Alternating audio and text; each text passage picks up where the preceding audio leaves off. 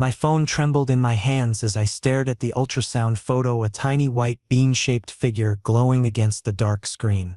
My baby. My secret. I was supposed to send this to my best friend, but tears blurred my vision. My fingers slipped and I sent it to the wrong contact. To Ollie Graves. The alpha who cornered me at a charity gala 4 months ago. Whose scent was pure cedarwood and whiskey. Whose intense gray eyes looked at me like I was something he owned. We spent one night together, one stupid, reckless night, when my heat suppressants failed and he offered to help. He promised no strings attached. I blocked him the next morning. And now, I just sent him an ultrasound. Oh my God. Oh my God. No, I frantically pressed delete. But WhatsApp mocked me with 2 words. Message delivered. My heart sank into my stomach. I stood frozen in my tiny apartment kitchen, the cold linoleum beneath my bare feet, the silence suffocating. Everything was normal except me. 3 dots appeared on the screen. He was typing. Ollie. Is this mine? 3 words. Simple. Direct. Devastating. I threw the phone like it burned me. But even from across the room, I could see those words glowing on the screen, haunting me. I never planned to tell him. Never. Because Ollie Graves wasn't just any alpha, he was powerful. Controlling, and worst of all, he'd already claimed me once, even if it was temporary. My phone buzzed. Then again, and again. Ollie, answer me, Joseph. Ollie, I'm tracking your location. Don't move. Panic exploded in my chest like a bomb going off. No, no, no. I grabbed my bag and ran for the door, but I only made it to the stairs before a sleek black car pulled up at the building's entrance. And he stepped out. Ollie Graves in the flesh. Tall, broad-shouldered, wrapped in a designer suit like he'd just come from a corporate battlefield. His jaw was tight, his eyes locked on me like a predator tracking prey. Even through the glass door, his scent hit me, that overwhelming combination of cedarwood and whiskey that made my knees weak. I could run back inside, lock the door, barricade myself, but my legs refused to move. He pushed through the door without knocking. Just walked straight in like he owned the place. Like he owned me. Joseph. His voice was low and rough, carrying a command that sent shivers down my spine. We need to talk. I don't have anything to say to you. That's my child. He cut me off, his gray eyes dropping to my stomach, which barely showed yet. And you were trying to hide it from me. I wasn't hiding anything. Don't lie to me. He took a step closer and suddenly my tiny apartment felt even smaller. I saw that you blocked me. You cut me off completely. And now you accidentally send me proof that you're carrying my pup? His possessiveness both terrified and confused me. It was an accident, a fortunate accident. A dangerous smile curved his lips. Because now I'm never letting you go, Joseph. And just like that, my carefully controlled life shattered into a million pieces. He moved closer, invading my space until I could feel the heat radiating off his body. My omega instinct screamed at me to submit, to let him take care of everything, but my rational mind fought back. This wasn't right. This wasn't what I wanted. You can't just barge in here and make demands, I said, trying to sound stronger than I felt. We barely know each other. I know enough. His hand reached out, fingers brushing my cheek with surprising gentleness. I know your scent drives me crazy. I know you're alone. I know you're struggling. And I know that baby inside you is mine. One night doesn't give you ownership. It does when that night created a life. His hand moved to my stomach, palms spreading across my flat abdomen. This changes everything. I jerked away from his touch, backing up until I hit the kitchen counter. What do you want from me? I want you to move in with me. He said it so casually, like he was asking about the weather. Today. Now. Pack your things. Are you insane? My voice rose in pitch. I'm not moving in with some alpha I don't even know. Then get to know me. He crossed his arms, making his broad chest even more intimidating. You have 9 months to figure out if I'm worth keeping around. But that baby deserves a father, and I'm not going to be an absent one. I can raise this child alone. In this place? He gestured around my apartment with obvious disdain. Working double shifts as a waiter? Barely making rent? What happens when you go into heat again, Joseph? What happens when you're vulnerable and some random alpha decides you smell too good to resist? His words struck a nerve because he was right. I hadn't thought that far ahead.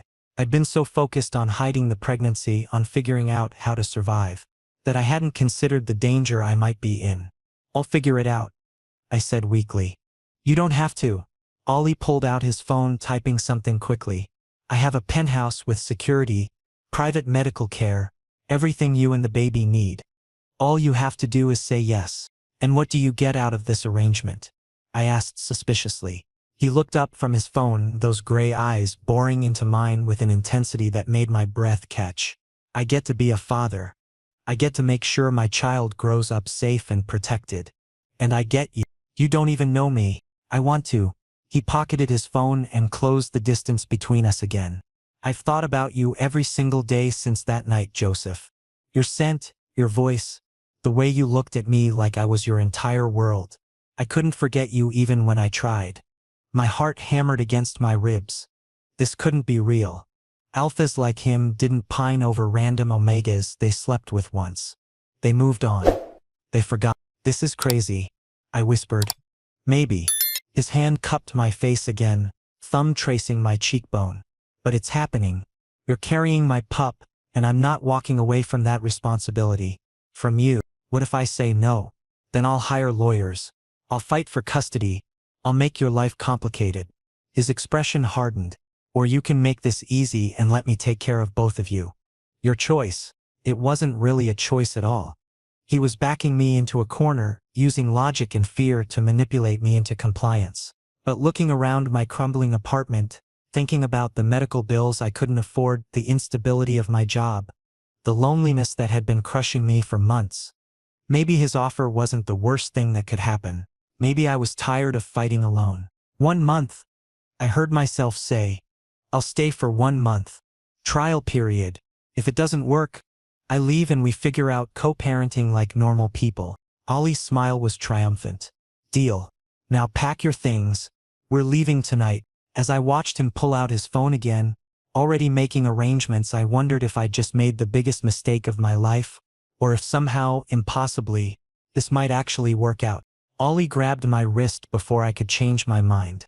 His grip firm but not painful, just possessive enough to make my omega instincts flutter nervously. I'm not running, I said, trying to pull away. You don't need to hold me hostage. I'm not taking chances. His thumb pressed against my pulse point, and I knew he could feel how fast my heart was racing. You're pregnant with my pup. That makes you mine to protect. I belong to myself. I shot back, finally yanking my hand free. Let's get that straight right now. Something flickered in his eyes. Surprise maybe, or respect. Fair enough. But you're still coming with me. I wanted to argue more, to assert my independence, but exhaustion washed over me suddenly. The morning sickness, the stress of hiding my pregnancy, the shock of Ollie showing up, it all crashed down at once. My knees wobbled. Ollie caught me instantly, one arm around my waist, steadying me. When's the last time you ate a real meal? I eat fine. That's not what I asked. He steered me toward the couch, sitting me down with surprising gentleness. Stay here. I'm ordering food. I don't need you to, Joseph. He crouched in front of me, eye level now instead of looming over me. I know you're independent. I know you don't need rescuing. But you're exhausted, probably malnourished, and definitely stressed. Let me help. Just for tonight. The sincerity in his voice caught me off guard. This wasn't the commanding alpha from earlier, this was someone who actually seemed to care. Thai food, I mumbled. I've been craving pad Thai for weeks. His smile was softer this time. Thai food it is. While he ordered, I looked around my apartment with new eyes. Ollie was right. It was falling apart. The water stain on the ceiling had grown bigger. The heater barely worked. The neighborhood wasn't exactly safe. I'd been telling myself I could make it work, but could I really raise a baby here? Food will be here in 30 minutes, Ollie said, sitting beside me on the couch. Not touching, but close enough that I could feel his body heat. Talk to me. How far along are you? 14 weeks. The words came out automatically. I found out about a month ago. I've had 2 appointments at a free clinic. His jaw tightened. Free clinic? Joseph, you need proper prenatal care. It's all I could afford. I snapped. Not everyone has unlimited resources. You do now. He pulled out his phone again, scrolling through contacts. I'm setting you up with the best obstetrician in the city. She's discreet, experienced with omega pregnancies. You'll see her tomorrow. Tomorrow? I blinked. Don't I get a say in this? You can meet her and decide if you like her. Ollie glanced at me. But you're seeing someone qualified. That's non-negotiable. I should have been angry at his high-handed attitude. But honestly, I was relieved. The free clinic was overcrowded and impersonal. Having actual medical care sounded like heaven. Fine, I said, but I'm not agreeing to everything you demand. I wouldn't expect you to. His lips quirked. You're not exactly the submissive type, are you? Disappointed? Intrigued. His gray eyes studied me with unnerving intensity. Most omegas I've met are either intimidated by me or trying to manipulate me into a mating bond. Your need? Should I be flattered or insulted? Flattered. He leaned back, stretching his long legs out. It's refreshing. You're refreshing. An awkward silence fell between us. I picked at a loose thread on the couch cushion, trying not to think about how surreal this situation was. Yesterday I was alone and scared. Today an alpha was sitting in my living room, ordering me expensive takeout, and planning to upend my entire life. Why? I asked suddenly. Why do you care so much? You could have just offered child support and walked away. Most alphas would. Ollie was quiet for a long moment, his expression unreadable. My father walked away from 3 different omegas and their pups, left them to struggle alone while he built his empire. I grew up watching him collect children like trophies, never caring about any of them.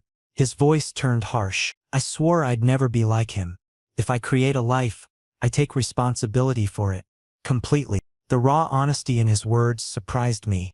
This wasn't just about possessiveness or alpha instincts. This was personal. Painful even. I'm sorry, I said softly. That sounds horrible. It was. He rolled his shoulders as if shaking off the memory. But it taught me what kind of alpha I wanted to be, what kind of father I want to be, and what kind is that. Present. He looked at me with fierce determination. Involved. Someone my kid can count on, not just for money but for everything. Bedtime stories, school plays, scraped knees, all of it. My throat tightened unexpectedly. I'd been so focused on surviving that I hadn't let myself imagine what kind of parent I wanted to be, or what kind of co-parent Ollie might become. Hearing him talk about bedtime stories made it suddenly real in a way the ultrasound hadn't. That sounds nice, I admitted quietly. The food arrived, interrupting the moment.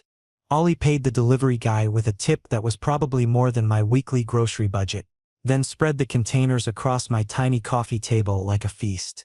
The smell hit me, and my stomach growled loudly. Eat, Ollie ordered, handing me a plate. Doctor's orders. Mine, not a real doctor, but still. I rolled my eyes but started eating. The pad thai was incredible, better than anything I'd had in months. I hadn't realized how hungry I actually was until the first bite hit my tongue. Ollie watched me eat with a satisfied expression, like feeding me gave him genuine pleasure. It should have been weird, but somehow it wasn't. It felt almost domestic, comfortable. So, I said between bites, tell me about this penthouse I'm supposedly moving into. Does it have an escape route in case you turn out to be a serial killer? He actually laughed, a real genuine laugh that transformed his stern face into something almost boyish. Multiple escape routes. 3 exits in fact. Plus a panic room, though I doubt you'll need it. And your bedroom is where exactly? Next to yours. His expression turned serious again. Separate rooms, Joseph. I'm not expecting anything physical from you. This arrangement is about the baby, not about recreating that night. Disappointment flickered through me, which was stupid. I should be relieved. I didn't want complications. Good, I said firmly, because that night was a one-time thing. Heat-induced mistake, was it? His eyes darkened with something I couldn't quite read. Because I remember you saying my name like a prayer. I remember you begging me not to stop. Didn't seem like a mistake then. Heat flooded my face. That was the heat talking. Maybe. He leaned forward, close enough that his scent wrapped around me. Or maybe there's more between us than you want to admit. Before I could respond, he pulled back and started cleaning up the empty containers, effectively ending the conversation. I sat there, heart pounding, wondering what the hell I'd just gotten myself into. Ollie's penthouse was a different universe compared to my cramped apartment, and I felt completely out of place the moment I stepped inside. Floor-to-ceiling windows overlooked the glittering city skyline. Marble floors gleamed beneath my worn sneakers, and the furniture looked like it cost more than I made in a year. Everything was pristine, perfect, untouchable. My anxiety spiked immediately. "This is where you expect me to live?" I asked, voice slightly strangled. "I'm going to break something just by breathing." "The furniture is replaceable." Ollie set my pathetic single duffel bag down. Literally all my possessions fit in one bag, which was depressing. "You're not. Come on. I'll show you your room." He led me down a hallway that was longer than my entire apartment, stopping at a door on the right. When he opened it, I nearly stopped breathing. The bedroom was massive. King-sized bed with a plush headboard, walk-in closet that was currently empty but probably bigger than my old kitchen, and an attached bathroom with both a shower and a jacuzzi tub. Soft gray walls, cream-colored bedding, and blackout curtains that actually worked. "This is mine?" I whispered. "All yours." Ollie leaned against the doorframe, watching my reaction. "Private bathroom, climate control, you can adjust however you want. And the mattress is supposed to be the best for pregnancy. Good support for your back as you get bigger." The fact that he'd thought about my back support made something warm bloom in my chest. "Where's your room?" "Right next door." He pointed to the door across the hall. "Close enough if you need anything, far enough to give you privacy." Privacy. The word felt foreign after living in a studio where I could touch all four walls from my bed. "I don't know what to say," I admitted, walking into the room and running my hand along the soft comforter. "This is a lot." "You don't have to say anything." Ollie's voice was gentle. "Just rest. You look exhausted." He was right. The adrenaline from earlier had worn off, leaving me hollow and shaky. But admitting weakness felt dangerous somehow, like giving him more control over me. "I'm fine," I lied. "Joseph." He said my name like a sigh. "You're allowed to be tired. You're allowed to accept help. It doesn't make you weak." How did he keep reading me so easily?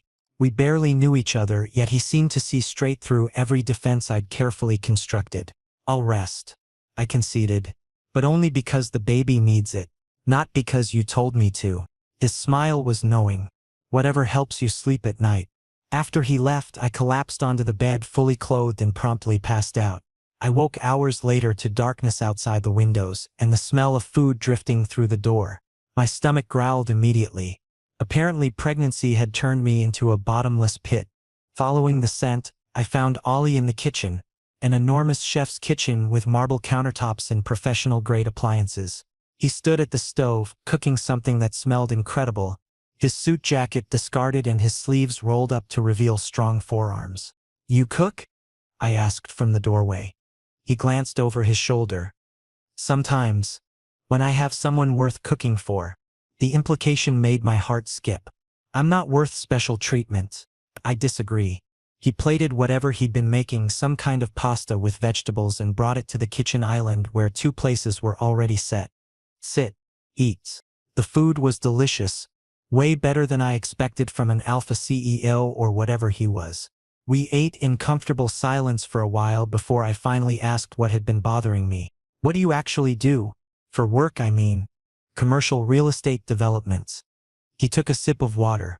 "I buy properties, renovate them, sell them or lease them. Mostly high-end stuff. Hotels, luxury apartments, that sort of thing." "So you're rich." "I'm comfortable." His tone was carefully neutral. "Does that bother you?" "It makes me feel like a charity case," I admitted. "Like I'm just another project you're renovating." Ollie set down his fork, giving me his full attention. "You're not a project. You're the mother of my child. There's a difference." "Is there?" I pushed my food around my plate. "You're providing everything: food, shelter, medical care. What am I contributing exactly? Besides the incubator service?" "Don't talk about yourself like that." His voice turned sharp. "You're not an incubator. You're a person who's doing something incredibly difficult, growing a life while dealing with a pushy alpha who showed up out of nowhere and disrupted everything." The self-awareness surprised me. "At least you admit you're pushy." "I'm working on it." He ran a hand through his dark hair, messing it up in a way that was unfairly attractive. I'm not good at relationships. Never have been. I'm better at business deals and negotiations, but I'm trying to learn how to do this right. His honesty disarmed me completely. What if we can't figure it out? What if this whole arrangement falls apart? Then we'll deal with it. He reached across the island, his hand covering mine. But I'm not giving up without trying. Are you? I looked down at our hands, his large and tan, mine smaller and paler. Such a simple touch, yet it sent warmth spreading through my entire body. No, I said quietly. I'm not giving up. The next morning I woke to find Ollie had already left for work but had left a note on my nightstand along with a credit card and a new phone. Joseph. Doctor's appointment at 2 p.m. Address programmed in the phone. Car service will pick you up at 1:30. The card is for anything you need, clothes, food, whatever. No limit. Use it. I'll be home by 6 p.m. Text me if you need anything sooner. Oh, I stared at the credit card like it might explode. No limit? Was he insane? What kind of person just handed out unlimited credit cards to virtual strangers? But when I looked in my closet and realized all my clothes were either stained or threadbare, I reluctantly pocketed the card. Maybe 1 or 2 new outfits wouldn't hurt. Just basics. Nothing expensive. The doctor's appointment was surreal. The clinic was in a private medical building downtown. All glass and steel and hushed elegance. Dr. Sarah Chen was a tiny Asian woman with kind eyes and zero judgment when she examined me. Your baby looks healthy, she said, pointing at the ultrasound screen where a much bigger bean shape was visible now. Strong heartbeat, good growth rate. Have you been experiencing any complication? Morning sickness, I admitted, and I'm tired all the time. Completely normal for your stage. She made notes on her tablet. I'm prescribing prenatal vitamins, better quality than what you'd get over the counter, and I want to see you every 2 weeks instead of monthly, given your circumstances. My circumstances? Omega pregnancy without pack support. Her expression was sympathetic. It's more stressful on your body. But Ollie mentioned he's providing a stable environment now, which should help significantly. The fact that Ollie had already talked to her about me, about us, made my chest tight. He really was taking this seriously. This wasn't just alpha posturing or temporary interest. He actually cared. When I got back to the penthouse, Ollie was already home, tie loosened and looking stressed. He brightened when he saw me. How was the appointment? Good. Baby's healthy. I held up the ultrasound photos she'd printed. Want to see? His expression transformed into something almost reverent as he took the photos, studying them like they held the secrets of the universe. Our baby. Yeah. I swallowed hard. Our baby. And standing there in his expensive penthouse, watching this powerful alpha stare at ultrasound photos with wonder in his eyes, I started to believe that maybe, just maybe, we could actually make this crazy situation work. My phone rang in the middle of the night, shattering the peaceful silence of Ollie's penthouse. The caller ID made my blood run cold. Dad. I stared at the screen like it was a venomous snake. My parents had disowned me 2 years ago when they discovered I was an Omega. Their greatest shame, their ultimate embarrassment. So why were they calling now, after all this time? My hands trembled as I answered. Hello, Joseph. My father's voice was sharp as broken glass, cold as winter steel. We heard you've trapped some alpha, got yourself pregnant. My stomach dropped through the floor. How did they find out? It's not like that. Be quiet. My mother's voice cut through the background, equally venomous. You've already humiliated our family once. And now this? Unmarried, pregnant, chasing after some powerful alpha's money? I'm not chasing anyone's money. My voice cracked with emotion. And this isn't any of your business. Everything you do is our business as long as you carry our last name. My father's words were precise, calculated to wound. If you had any decency, any shame at all, you'd stay away from that alpha and quietly handle this situation. Situation? My voice shook with barely controlled rage. This is my child. It's a mistake that needs correcting. My mother interrupted with brutal efficiency. Unless you want everyone knowing what kind of Omega you are, the kind who can't control their heat and spreads their legs for random alphas. Shut up, I screamed, tears streaming down my face like rivers. You don't deserve to call yourselves my parents. I disconnected the call, my entire body shaking like I was having a seizure. Their words echoed in my skull like poison. Mistake, embarrassment, trap, shame.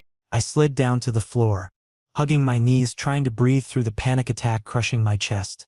That's when Ollie's scent hit me strong, comforting cedar wood wrapping around me like a safety blanket. Joseph. His voice was urgent, almost frantic. He burst through my bedroom door without knocking, and when he saw me crumpled on the floor, crying, something feral and protective flashed in his gray eyes. What happened? Who hurt you? And nobody. Don't lie to me. He dropped to his knees in front of me, large hands cupping my face with surprising gentleness. Tell me. Right now. My parents. I hiccuped through the tears. They called. They said this is all a mistake. That I'm trapping you. Ollie's expression turned dark and dangerous, like storm clouds gathering before a hurricane. Your parents said that to you? I nodded, unable to form words anymore. Give me their phone number. His voice dropped to something low and controlled, but I could hear the barely restrained fury simmering beneath the surface. No, Ollie. Joseph. He tilted my face up, forcing me to meet his blazing gray eyes. Anyone, and I mean anyone who hurts you will have to deal with me. Your parents or otherwise. Understand? His protectiveness was overwhelming, intoxicating, terrifying all at once. I don't want to cause more problems for you. You're not a problem. He kissed my forehead, lingering there with such warmth it made my chest ache. You're my priority. And what your parents said, that's complete garbage. You're not a mistake. This pregnancy isn't a mistake. And you're definitely not trapping me. But, if anything, he wiped my tears away with his thumbs. So gentle despite his size. I'm the one trapping you. And I'm not apologizing for it. Despite everything, the tears, the pain, the fear, a small laugh escaped my lips. You're insane. For you, absolutely. He lifted me easily, cradling me against his chest like I weighed nothing. Now you're going to rest. The doctor said stress is bad for the baby. I'm fine. Joseph. He laid me carefully on the bed, then surprised me by lying down beside me, not touching, but close enough that I could feel his warmth radiating across the space between us. Just for tonight, let me stay here with you. Please. That single word, please, shattered my resolve completely. Okay. I whispered into the darkness. Ollie took my hand, threading our fingers together, and surprisingly, I felt safe, protected. Like nothing in the world could hurt me as long as he was here. Your parents are wrong, he murmured into the darkness. You're perfect, Joseph. And this baby, our baby, is going to be perfect too. I'll make sure of it. My chest tightened with emotion. Do you really want this baby? Yes. His voice was firm, absolutely certain, no hesitation whatsoever. I want this baby. I want you. And I'm going to show the world that you're mine. And in that moment, wrapped in his scent and warmth, I almost believed that maybe, just maybe, this could actually work. But morning brought a harsh reality check. When I walked into the kitchen, Ollie was on his phone, his voice cold and commanding in a way I'd never heard before. I don't care what it takes. Find out everything about Joseph's family, every secret, every weakness they have, and then destroy them. My heart stopped beating. This wasn't the protective alpha who held me last night. This was someone else entirely. Someone ruthless, dangerous, someone who solved problems by crushing them under his heel. Ollie. My voice came out barely above a whisper, but it cut through his conversation like a knife. What are you doing? He disconnected the call and turned to face me, his expression unreadable, but I could see the mask slipping, could see that cold calculation in his eyes that sent chills down my spine. You weren't supposed to hear that, but I did. I walked fully into the kitchen, hands clenched into fists at my sides. You were talking about destroying my family. Why? Because they hurt you. His voice was flat, matter of fact, like he was discussing the weather instead of ruining people's lives. And I don't allow anyone to hurt what's mine. That's not your decision to make. The anger bubbled up from somewhere deep inside me. They're my family. Family that disowned you, that called you a mistake. Ollie's voice rose, a rare show of emotion cracking through his control. They're not your family, Joseph. They're toxic people who don't deserve you. But it's still my choice. I screamed, and my voice echoed off the expensive kitchen tiles. I don't want you taking revenge on my behalf. I don't want you destroying them. Do you understand? Ollie's jaw tightened dangerously. I'm only trying to protect you. No! I cut him off sharply. You're trying to control me, making my decisions for me, managing my life like I'm your property. Silence stretched between us, heavy and suffocating, filling every corner of the massive penthouse. This isn't control. Ollie finally spoke, taking a step closer. This is care. Care? I laughed bitterly, the sound harsh and broken. Care isn't going behind my back and making decisions about my life. Care is respecting my choices, letting me handle my own problems, not treating me like I'm too weak to stand up for myself. What do you think will happen when your parents approach you again? He cut me off, voice rising to match mine. When they guilt you, manipulate you, hurt you worse than before, you think I'll just stand there and watch it happen, so you'll decide for me instead? I challenged him, holding my ground. You'll decide how I deal with my family? If I have to, yes. His gray eyes blazed with intensity. Because you obviously can't take care of yourself. That sentence hit me like a physical blow, like he'd slapped me across the face. Get out, I said quietly. What? I said get out. My voice cracked with emotion. This is my room and I don't want you in it. Ollie's expression flashed with pain before he immediately masked it. Joseph, now, please. He stood there for a long moment, like he wanted to argue, but then he nodded and turned away. The sound of the door closing behind him was final, absolute, like a chapter ending. I collapsed onto the bed, tears flowing freely again. This was exactly what I'd been afraid of. A possessive alpha who wanted to control every aspect of my life, who made decisions without consulting me. But the worst part of me understood why he was doing it. His protective instincts, his need to keep me safe, it was genuine, but it was still wrong. I was not his property. I would not be controlled, even if it meant losing him. Several hours passed in miserable silence before I heard a soft knock on my door. Joseph? Ollie's voice was muffled through the wood. Please let me explain. I don't need explanations. I called back, voice hoarse from crying. But I need to give them. A pause. Can I come in? Please? Against my better judgment, I whispered. The door's unlocked. Ollie entered slowly. And for the first time since I'd met him, he looked disheveled. Hair messy like he'd been running his fingers through it repeatedly, shirt wrinkled, and his eyes held something I'd never seen before. Vulnerability. He sat on the edge of my bed, maintaining careful distance. You were right, he said quietly, and the admission clearly cost him something. I was trying to control you, and I'm sorry. I hadn't expected that. What? I'm not good at this. He stared down at his hands. Relationships, compromise, sharing control. My whole life, whenever I wanted something, I just took it. By force. By power. That's what I was taught. My anger slowly began to thaw, replaced by curiosity. By your family? My father was a ruthless businessman. His voice turned bitter, laced with old pain. He taught me that showing weakness meant losing. That emotions should be buried deep. That people were disposable as long as they served a purpose. He paused, and I absorbed all of it. I thought that was what strength looked like. Then why me? I asked softly. Because you're different. He finally looked at me, and the raw honesty in his eyes took my breath away. When I first saw you at that gala, your scent, your presence, something shifted inside me, like my alpha instincts finally woke up after being dormant my whole life. And after that night, I couldn't forget you. My heart was pounding against my ribs, but I didn't know how to. He struggled with the words. How to properly care for someone. How to respect you while also protecting you. So I defaulted to what I know: control. He sighed heavily. And you called me out on it. Rightfully so. Ollie, I won't destroy your family, he said firmly. If you don't want me to, I won't. But, he hesitated. If they try to hurt you again, I will warn them. Politely. Legally. With your approval first. That was a compromise. An actual, real compromise.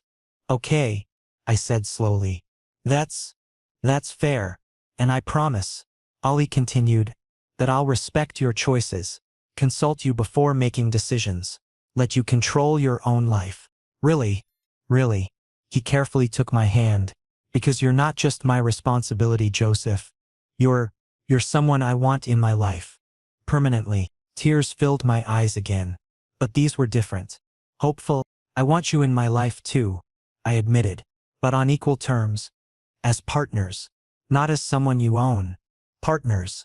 He tested the word like it was foreign to him. Then, slowly, a genuine smile curved his lips. I can try that. When he carefully pulled me into a hug, respectful, warm, protective but not possessive. I felt like maybe, just maybe, we could make this work. We sat there holding each other, and for the first time I felt truly safe. Not trapped. Safe. Then the doorbell rang, sharp and insistent. Ollie's body immediately tensed, his protective instincts kicking in instantly. I'll get it. He headed for the door, and I followed out of curiosity. When he opened it, an elegant woman stood there, sharp designer suit, perfectly styled blonde hair and eyes that were cold and calculating. Hello, Ollie. Her smile was predatory, dangerous. Surprise. Ollie's entire body went rigid, his jaw clenching tight. Sienna, what are you doing here? Visiting you, obviously. Sienna's gaze shifted to me, and her expression twisted with disgust like I'd personally offended her. And who is this? My stomach dropped because suddenly I understood. This was his ex. And she was definitely not happy. Sienna looked me up and down like I was an insect. She wanted to squash. Seriously, Ollie? This is your new toy? Watch yourself, Sienna. Ollie's voice dropped dangerously low. Alpha command thick in his tone. He's my mate. Mate. He'd called me his mate publicly.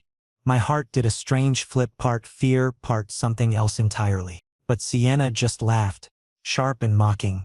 Mate? The scrawny Omega? You must be joking. You need to leave.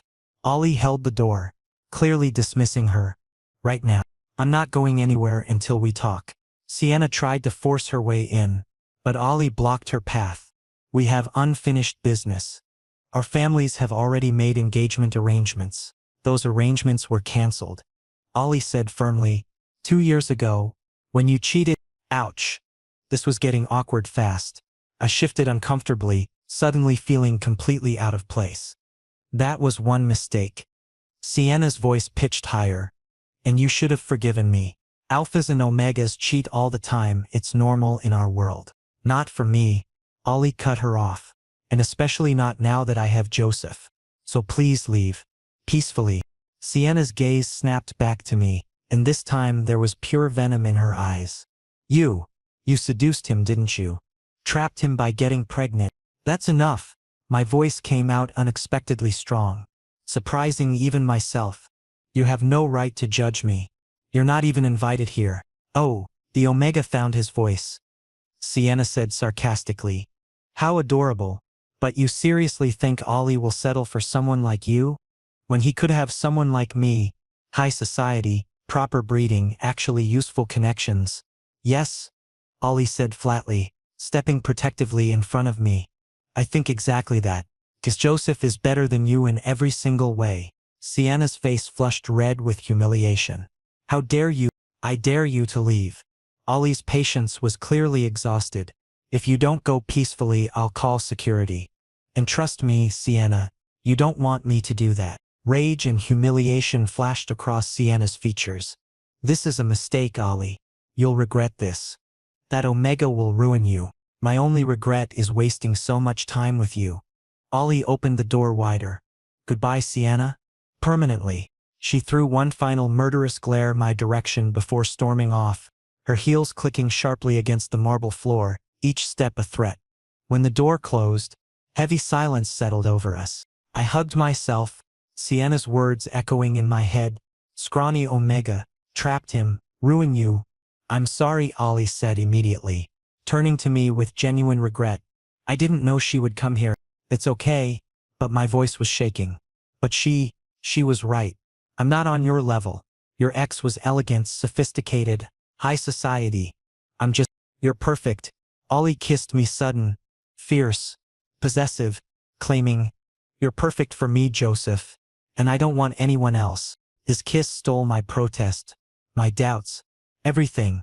It was desperate, claiming, like he was proving that I actually belonged to him, that Sienna's words didn't matter. When we finally pulled back, both breathless, he pressed his forehead against mine. Sienna is my past. You're my future. Future? My voice came out small, uncertain. Yes. He took my hand and placed it over his racing heart. You and our baby, that's everything I want. I don't need legacy or business empire or high society approval if it means losing you. Tears blurred my vision. Ollie, I'm serious, Joseph. His gray eyes looked straight into my soul. I already told my family about you. Officially, and if they don't accept it, I'll walk away from them. You can't abandon your family. I can't abandon you. He held my face firmly.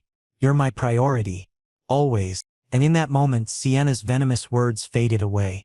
Because Ollie had chosen me, clearly, publicly, completely.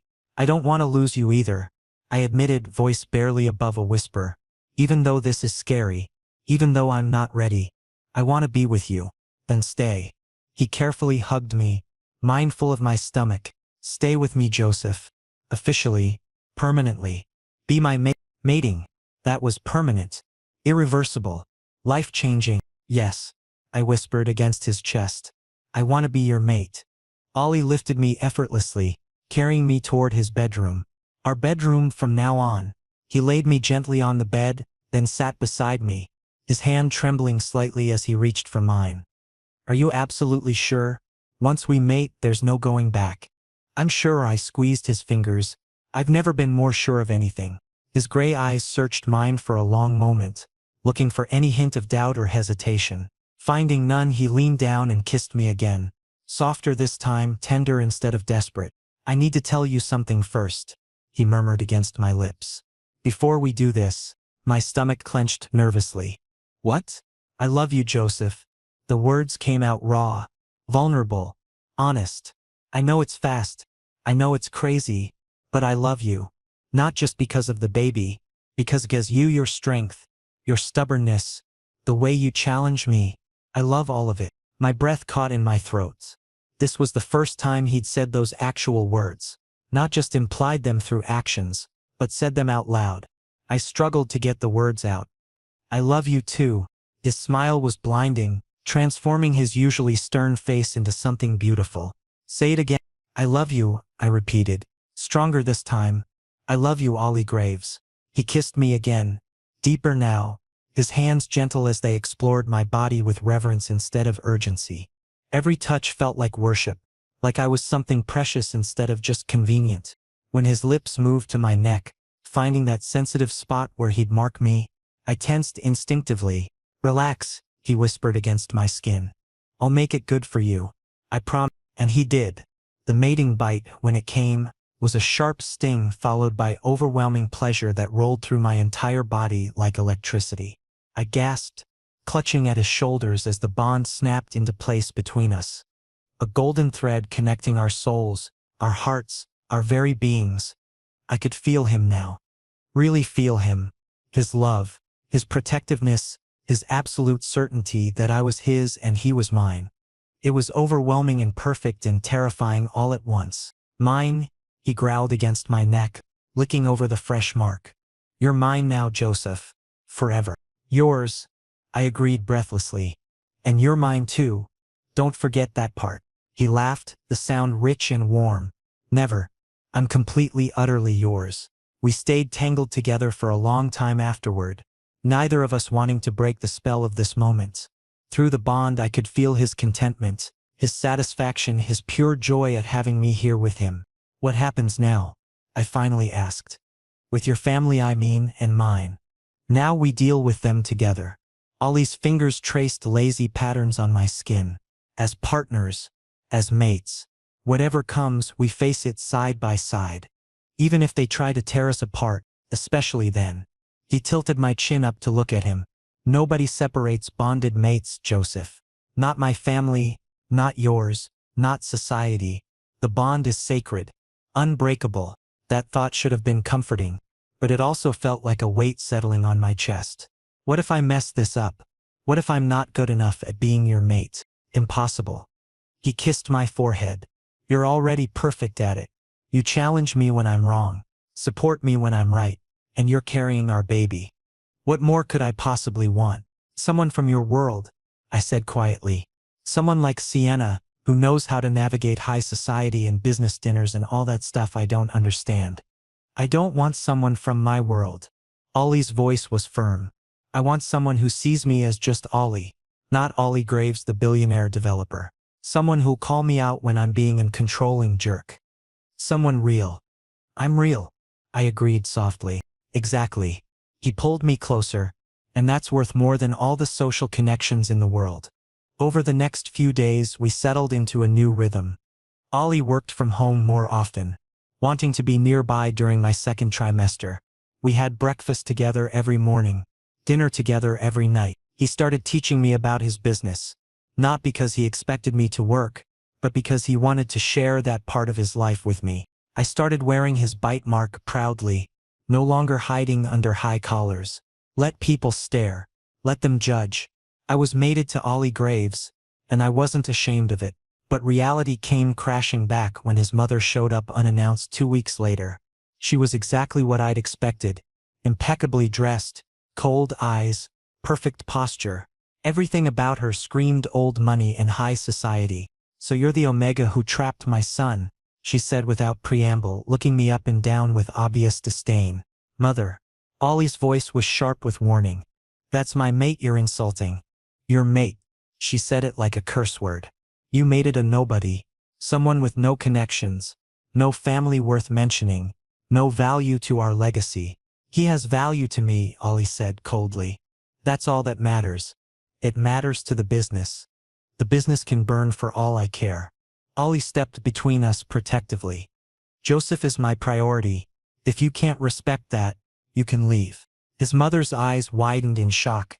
"You would choose this Omega over your own family?" Without hesitation, Ollie confirmed. Every single time, something shifted in her expression then. Not acceptance exactly, but perhaps understanding. "You really love him." "I really do."